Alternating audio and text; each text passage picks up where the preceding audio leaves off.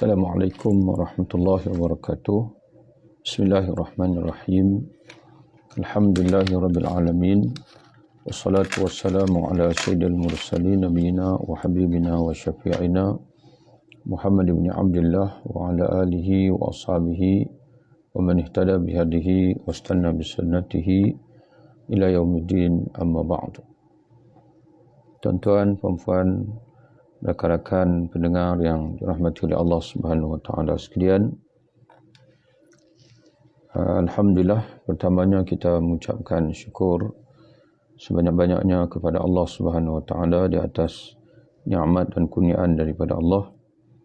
Kita dapat bersama-sama lagi dalam perkongsian dari kitab Akhlaq al-Ulama, ataupun dapat kita terjemahkan dengan kepribadian ataupun ciri-ciri orang yang berilmu. Sama ada orang berilmu di sini kita maksudkan kepada penuntut ilmu ataupun juga kepada orang alim itu sendiri. Dalam perkongsian kali ini saya ingin membacakan satu kupasan daripada penulis, iaitu Al-Imam Al-Ajurri, seorang tokoh hadis yang agung yang lahir pada tahun 280 Hijrah dan lahir di Baghdad dan wafat atau meninggal di Makkahul Mukarramah pada tahun 330 Hijrah. Dalam muka surat 37 beliau mengemukakan satu kupasan yang agak menarik dan juga sangat memberi manfaat kepada orang-orang yang ingin melalui perjalanan menuntut ilmu dalam arti yang sebenarnya. Dalam arti yang sebenarnya iaitu penuntut ilmu, pencari ilmu atas sifat dia sebagai seorang Muslim yang menuntut ilmu kerana menyahut seruan Allah Subhanahu wa taala dan juga Rasulnya, di mana dalam hadis Nabi sallallahu alaihi wasallam menyatakan, sebagaimana hadis dalam Sunan Ibnu Majah, talabul ilmi faridatun ala kulli muslim. Ya, Nabi menggunakan istilah talab makna mencari ilmu ataupun menuntut ilmu merupakan suatu kefarduan ke atas setiap orang Islam.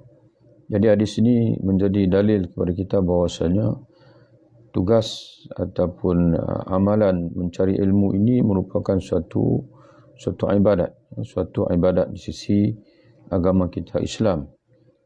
Malah dalam satu hadis yang lain Nabi SAW bersabda kepada kita, man salaka tariqan yaltamisu fihi ilman sahalallahu lahu tariqan ilal jannah. Barang siapa yang melalui suatu jalan, man salaka yakni suluk yakni menempuh suatu perjalanan, yaltamisu yakni yatlubu, mencari, menuntut, fihi dalam perjalanan itu, ilman suatu ilmu, sahalallahu lahu tariqan ilal jannah. Nescaya Allah akan memudahkan untuknya perjalanannya ke syurga. Jadi jelas daripada hadis ini bahwasanya seorang penuntut ilmu itu apabila dia merentasi perjalanan mencari ilmu, maka dia sedang menuju kepada syurga. Sekaligus memberi kefahaman kepada kita bahwasanya menuntut ilmu ini merupakan suatu amalan yang di sisi Allah Subhanahu wa taala tergolong di kalangan tergolong dalam ibadat yang akan mendekatkan manusia kepada Allah dan sekaligus akan membawa dia ke dalam syurga Allah Subhanahu wa taala. Maka sebab itu dalam pencarian ilmu ini, oleh kerana dia adalah ibadat, maka setiap ibadat mesti dikerjakan dengan niat yang jelas dan tujuan yang tulus kepada Allah Subhanahu wa taala. Maka persoalan sekarang ni, untuk apa kita menuntut ilmu? Untuk apa kita mencari ilmu? Dan inilah yang ingin kita kongsikan bersama pada siri kali ini, kita membaca kupasan daripada Al-Imam Al-Ajuri sendiri sebagai seorang tokoh yang hampir zamannya dengan Nabi SAW. Yang kita nak tengok apa pandangan dia. Kenapa, apa niat yang sepatutnya hadir dalam hati kita setiap kali kita mencari ilmu, sama ada kita berguru, membaca, mengkaji kitab-kitab karya ulama dan sebagainya. Maka beliau menjelaskan dalam muka surat 37 kitab beliau, kata dia, dzikru sifatihi li talabil ilmi. Pada menyebutkan sifat seorang alim itu ataupun seorang penuntut itu li talabil ilmi, dalam kriteria dia sebagai pencari ilmu. Karena dalam kitab ini, dalam pengkupasan dia ini, dia menjelaskan sifat kita sebagai penuntut ketika kita mencari ilmu, sifat kita sebagai penuntut ketika kita dalam perjalanan mencari guru, sifat kita sebagai seorang penuntut ketika kita duduk bersama dengan ulama, itu ada adab kita, dan juga sifat kita sebagai penuntut ketika kita berdiskus, kita bincang ataupun kita berdebat mungkin dengan sesama ulama, sesama penuntut ilmu dan sebagainya. Dan seterusnya sifat kita sebagai seorang alim, kalau takdirkan Allah, kita diberi rezeki oleh Allah menjadi orang alim, orang ulama, apa sifat ada adab yang perlu ada pada diri kita. Jadi dalam perjalanan yang pertama sekali iaitu menuntut ilmu, apa sifat yang sepatutnya ada kepada seorang yang ataupun dalam situasi kita sebagai pencari ilmu ini. Maka kata dia, famin sifatihi li iradatihi fi talabil ilmi ay ya'lam. Dan di antara sifatnya, sifat yang perlu ada pada dia ketika timbul kehendaknya, keinginannya untuk mencari ilmu, ay ya'lam, iaitu yang pertama hendaklah dia mengetahui, hendaklah dia menyadari anna Allah azza wa jalla, bahwasanya Allah azza wa jalla farada alaihi ibadatah. Allah memfardukan ke atasnya untuk menyembahnya, untuk beribadat kepadanya. Wal ibadatu la yakunu illa bi ilmin, dan ibadat itu tidak akan tercapai, tidak akan dapat dilakukan dengan baik, dengan sempurna, illa bi ilmin, melainkan dengan ilmu. Jadi jelas seolah-olah Imam Al-Ajuri ingin jelaskan kepada kita bahwasanya tujuan mencari ilmu itu adalah untuk melaksanakan tugas hakiki kita sebagai hamba Allah Subhanahu Wa Taala, bagi membolehkan kita menjadi hamba Allah yang sebenar, ataupun dalam arti lain bagi membolehkan kita melaksanakan ibadat kepada Allah dengan pelaksanaan yang sesungguh-sungguhnya juga sebenar-benarnya. Wa alima anna al-ilma faridatun alaihi, itu yang pertama sekali.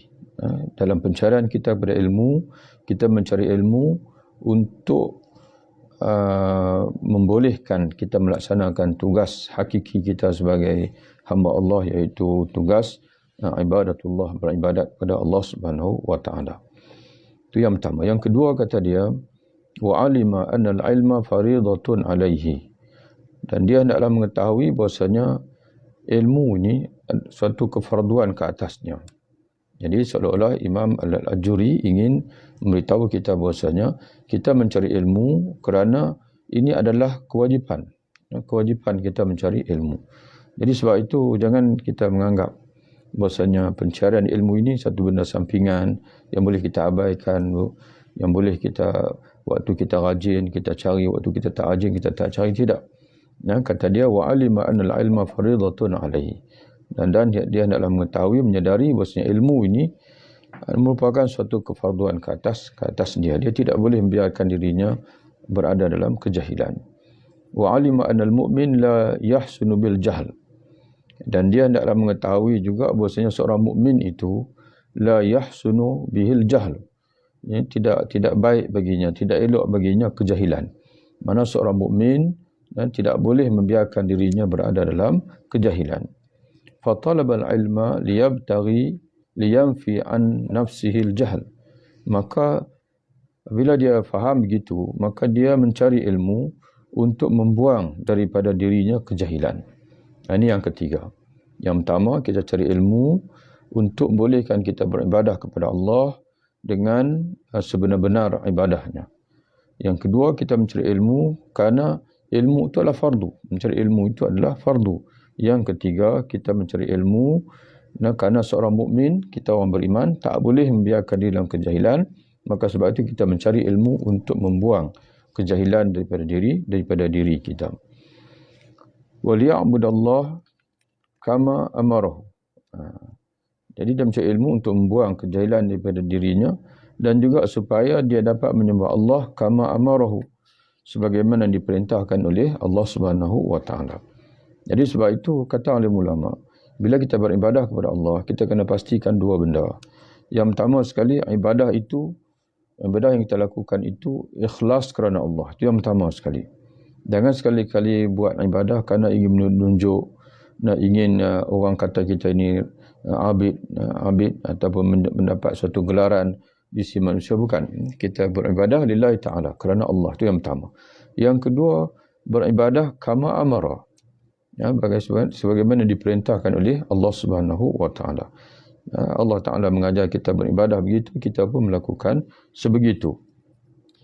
Laisa kama tahwi nafsuh. Waliya'budallah kama amarahu laisa kama tahwi nafsuh. Dia hendak beribadah kepada Allah, dengan ilmu itu dia dapat beribadah kepada Allah sebagaimana yang disuruh oleh Allah, diperintah oleh Allah. Laisa kama tahwa nafsuh. Bukan beribadah sebagaimana yang diingin, semata-mata yang diingin oleh dirinya sendiri. Ya, fakana hada muradahu fi sa'i fi talab al-ilmi, maka kata dia inilah kehendak yang sepatutnya hadir dalam dirinya, dalam hatinya, fi sa'i fi talab al-ilmi, pada ketika dia berusaha untuk mencari ilmu. Mu'taqidan lil ikhlas fi sa'i, yang pada masa sama dia hendaklah mengi'tiqadkan dan mengikat. Kan i'tiqad ni makna suatu keyakinan yang tersimpul, yang terikat kukuh dalam hati.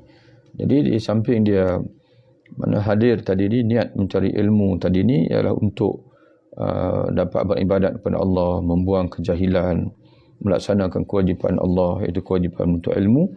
Maka pada yang sama hendaklah dia menanamkan dalam hatinya ikhlas fi sa'ihi, keikhlasan, ketulusan kerana Allah fi sa'ihi, dalam mencari ilmu. La yara li nafsihi al-fadl bi sa'ihi, di mana dia tidak melihat pada dirinya itu sebarang kelebihan dalam mencari ilmu.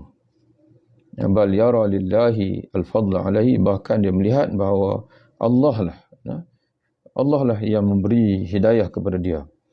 Jadi sebab itu ini juga satu ilmu yang kita rasa penting bagi kita.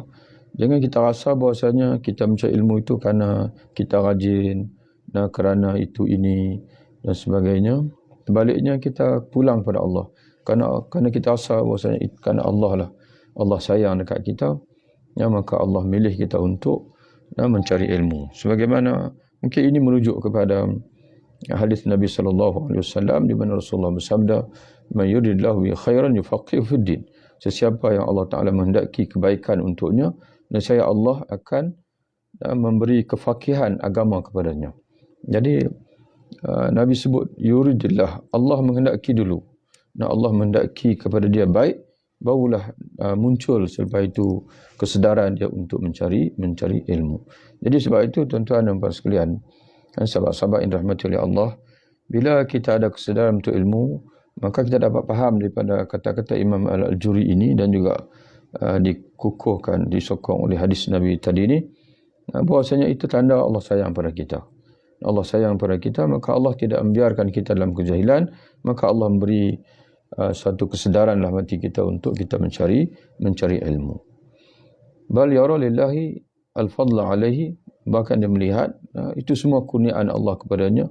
Id waffaqahu, perhatikan kata dia di mana, ya, Allah memberi taufik kepadanya. Waffaqahu. Waffaqahu itu taufik lah. Waffaqahu, memberi taufik kepadanya li talabi ilmin, untuk mencari ilmu. Taufik iaitu Allah memberi kesedaran dalam hatinya. Ya, Allah memberi kesedaran, memberi petunjuk dalam hatinya li talabi ilmin, untuk mencari ilmu.